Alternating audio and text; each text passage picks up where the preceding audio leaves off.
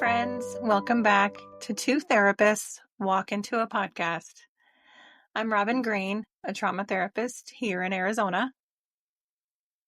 And I'm Stephanie Edsall, a therapist up here in Utah. And we're so glad you're here for Series 2.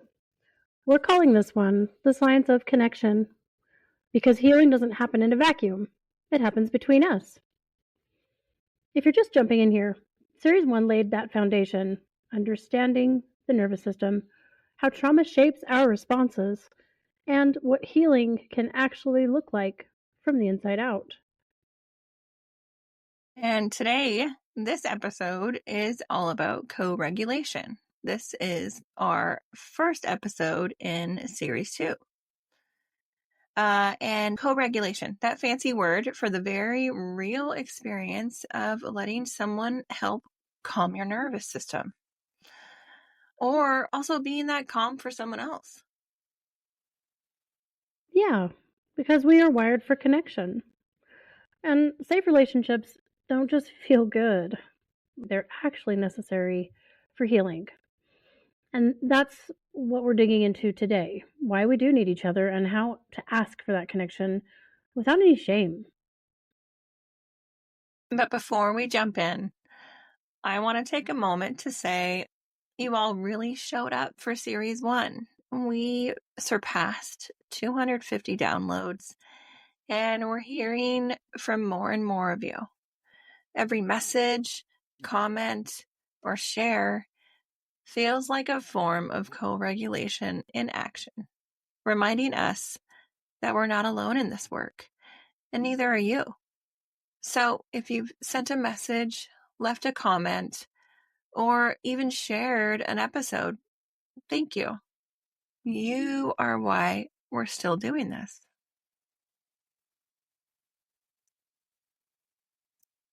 We're just so grateful you're here. Let's keep it going.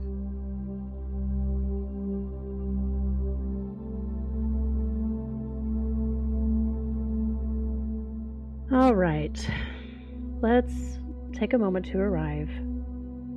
If you're listening in a space where you can, maybe soften your shoulders or let your gaze rest somewhere neutral. Or if that's not accessible, just notice what's supporting you. Maybe the chair beneath you, the air around you. However you're arriving, you're welcome here.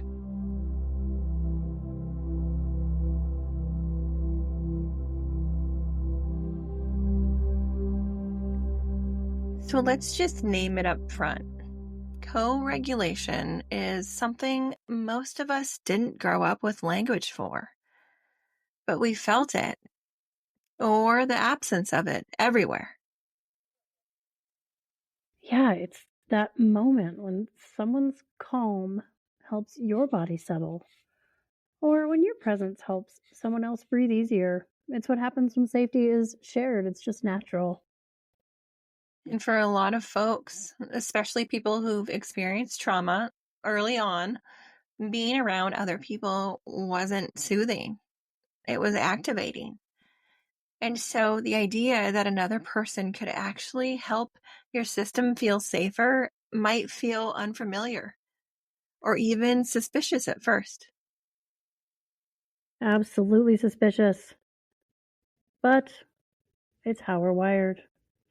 From birth, our nervous systems are built to attune, to sync up with the people around us. It's what attachment is rooted in. I remember a friend showing up for me when I was spinning out. I couldn't think clearly. I couldn't make decisions. And she just sat with me, like didn't talk too much, didn't fix it. She was just there. And slowly, I felt my breath slow down. I felt my jaw unclench. That was co-regulation. I didn't even realize what was happening until later. I love that. And that's the thing. We don't always need words. In fact, I think sometimes the less the better. Sometimes it's just somebody's calm presence that signals You don't have to hold all this alone. And it's important to name that co-regulation can get tricky. Outsourcing our regulation, constantly relying on someone else to soothe or stabilize us can create imbalance. And it's not fair or sustainable to expect a partner or a friend to carry that responsibility for us. What a very true and vulnerable message to have to share, but it's very, very true. I like the idea that, we do have to learn how to do some of these things on our own. And if it's available, neato, but what if it's not, right? It's mutual. It's built on consent and boundaries. And sometimes the most powerful co-regulation isn't about someone calming us down. It's about them staying with us in a hard moment. Right? Yeah. That means we need to practice asking for support, and that can be really hard and vulnerable. It might sound like, can you just sit with me for a bit? Or, I don't need advice. I just need someone here. So scary to have to share. I don't need advice. Just please sit here with me. And it helps, though, to talk outside of the crisis, normalizing, like naming what feels supportive when things are not intense. So it's easier to reach for when they are. Exactly. Because connection in and of itself is regulation. It's not weak. It's not needy. It's a biological reality, and when we're supported, we heal differently. We heal deeper, more sustainably. And, can I add one more thing? There was a long stretch of my life where I couldn't really get what I needed from the people around me, not in the way, that I needed it. And it wasn't that they didn't care. It was just that I didn't know how to ask, and they didn't know how to hold it. And that left me feeling like maybe I wasn't supposed to need anything at all. Oof, that is too real, actually. That resonates. Uh, Believing that our needs, maybe not even knowing that we have them, or that others' needs come before our own. Yeah. And what helped? Honestly, it was gardening. I didn't know it at the time, but tending to plants taught me how to slow down, to be with something living without trying to fix it, Hmm. to respond gently, consistently, even when the outcome wasn't guaranteed. It Yeah. gave me a rhythm, Mm-hmm. and that rhythm became a kind of regulation in itself. I was co-regulating with the earth, with the seasons, with life, and over time, as I learned to tend to myself that way, it softened something in me. I think it made it easier to let people in again slowly. I started trusting that maybe connection could feel nourishing instead of depleting, that I could bring, the care that I learned in the garden back into my relationships. That is so beautiful. I love that. And such a good reminder that co regulation doesn't only come from people. It can be found in things like, oh gosh, ritual, mm, caretaking in the natural world. It's about what gives us the capacity to stay connected to ourselves and the world around us.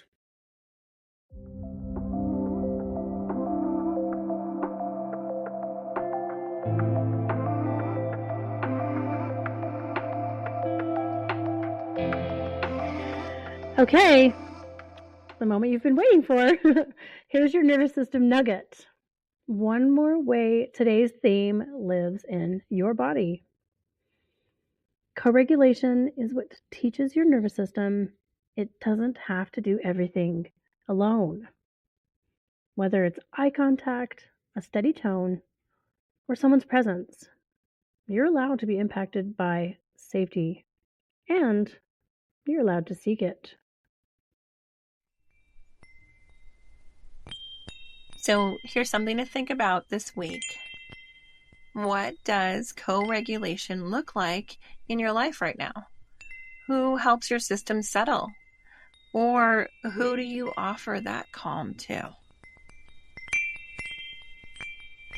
I was just thinking, if that feels like a hard question, you're not alone. Maybe just start with noticing how your body feels around different people. That alone can teach you so much. That's so true.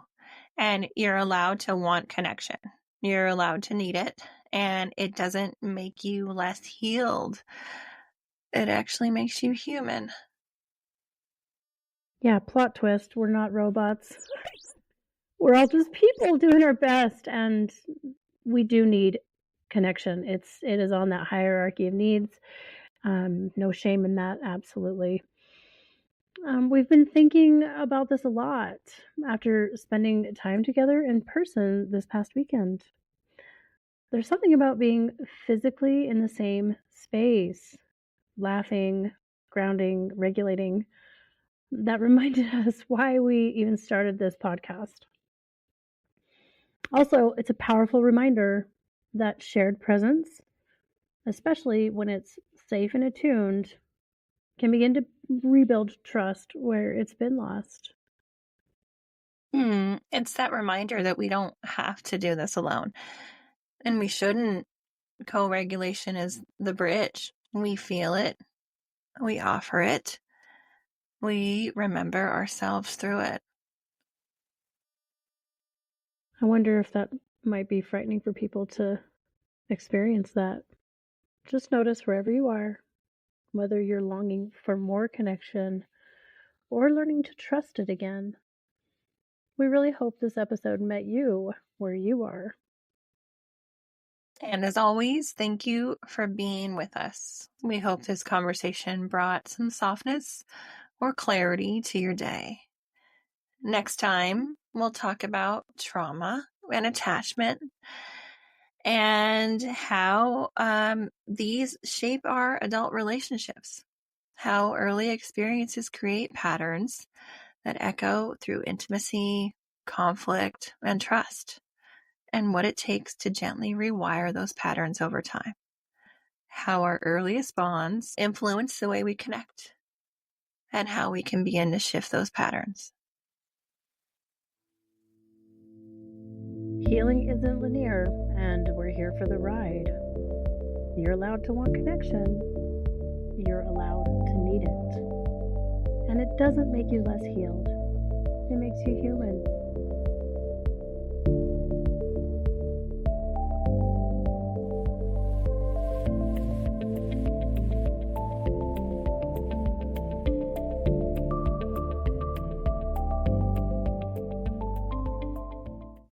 Thanks for sitting with us today. If something resonated, we'd love it if you shared the episode, left a review, or connected with us on social media. We're two therapists walk into a podcast on most platforms. You can listen and subscribe wherever you get your podcasts. This podcast is for informational and educational purposes only. It is not therapy, does not replace therapy, and does not establish a therapist-client relationship. If you're in crisis, please reach out to a qualified mental health professional or call 988 in the US. Robin Green is a licensed therapist in Arizona, and Stephanie Edsall is licensed in Utah. And this podcast is intended for a general audience.